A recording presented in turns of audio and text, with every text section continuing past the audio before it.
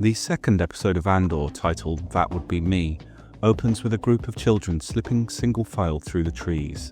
They chatter and laugh, except for the girl in front who watches the path ahead with a flint-hard seriousness. Cassian, smaller than the rest, trails behind, fighting to keep up. He's a good foot shorter than the others, and the terrain isn't kind. Peeling away from the group without a word, Cassian walks to the edge of a vast, lifeless quarry. It's our first real look at what's been done to Kenari, and it's almost too large to comprehend.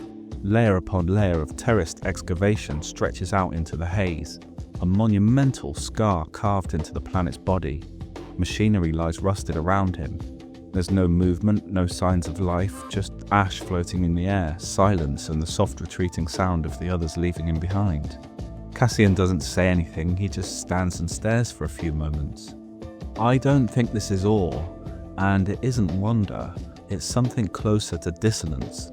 The boy doesn't belong here, not in the forest, not in the mine, not with the others, not alone. He isn't contemplating destiny, he's noticing a wound.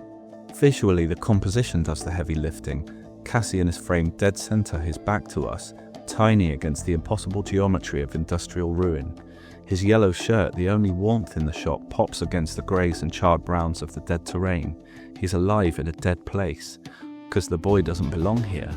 The power of this image isn't in what it explains, it's in what it withholds. We don't learn who built the quarry, we don't learn what was mined or why it was abandoned, but its existence broadly answers every unspoken question about Kenari, why the children are alone, why the adults are gone. This isn't foreshadowing, it's aftermath. Cassian doesn't linger long, he hears the others and runs to catch up. A quiet return to his usual place, behind, unremarked, slightly out of sync. We don't know that anyone waited for him or noticed that he stopped. But we did. And that's what Andor trusts, that this moment will register, not as a prophecy, not as a plot beat, but as something deeper, a note in the character's chord.